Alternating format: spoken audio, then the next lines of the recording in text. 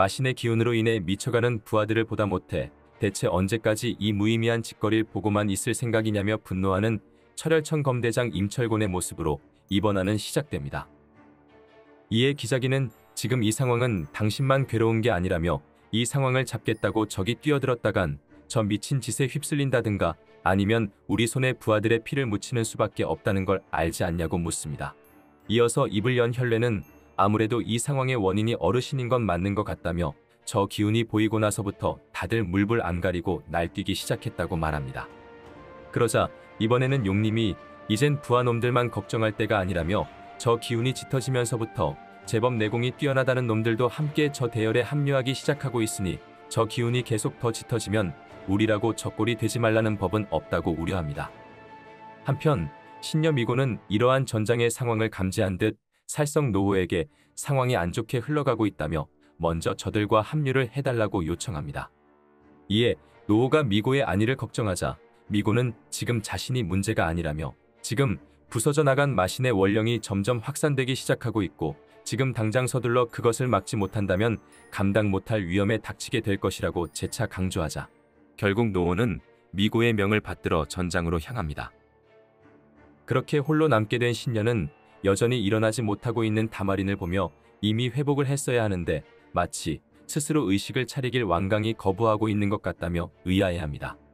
그리고 장면은 다마린의 내면이식 속 공간으로 전환되는데 다마린이 자신이 어디에 있는 것인지 혼란스러워하던 순간 어디선가 엄마를 부르는 한비광의 목소리가 들려왔고 이어서 다마린의 눈앞에는 이전에 한비광이 빈관에서 어머니 희연과 재회하던 모습이 그려집니다.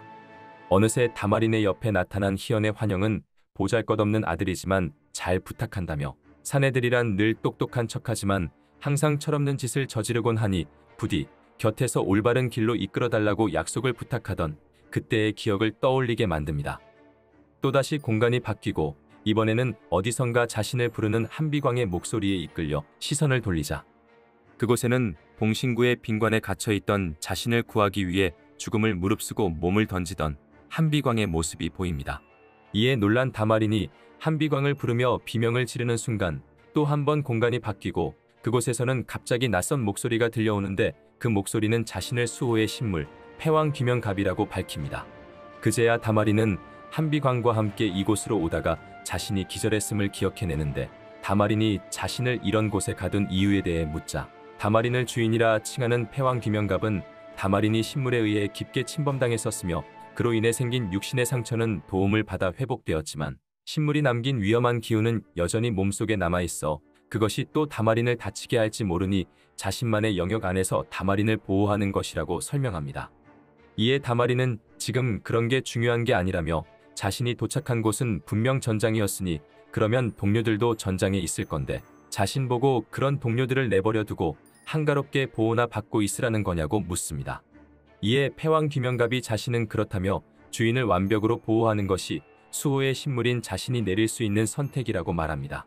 다마린은 지금 그게 무슨 한가한 소리냐며 제발 좀 여기서 내보내달라고 절규하지만 패왕 귀명갑은 이제 어떠한 대답도 하지 않습니다.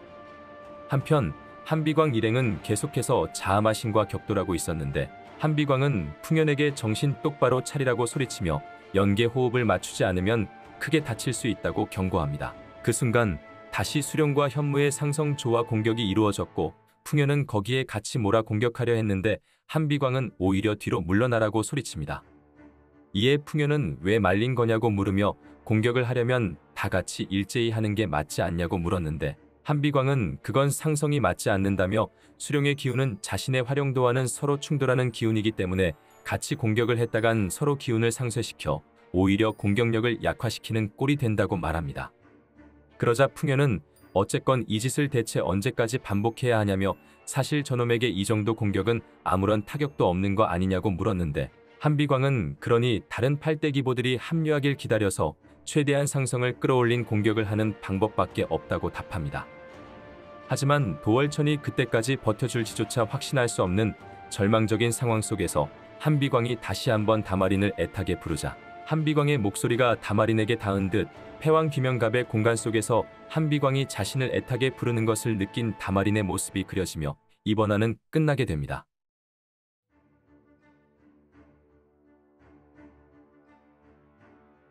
현무 파천궁과 1월 수룡륜의 상성 조합 공격으로도 자아마신에게 제대로 된 타격을 주지 못하고 있는 가운데 이번 화에서는 추호노성창의 주인 노호가 전장으로 향하는 모습이 그려졌습니다.